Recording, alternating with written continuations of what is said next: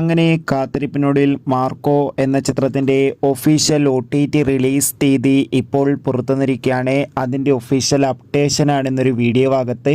വീഡിയോയിലേക്ക് മുൻപ് video like ചെയ്യുക, ചാനൽ സബ്സ്ക്രൈബ് ചെയ്യാൻ വേണ്ടി ശ്രമിക്കുക.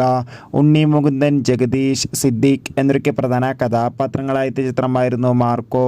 ചിത്രത്തിന് അതിഗംഭീരമായ പോസിറ്റീവ് റെസ്പോൺസ് ആയിരുന്നു സ്വന്തമാക്കാൻ വേണ്ടി സാധിച്ചിട്ടുണ്ടായിരുന്നത്.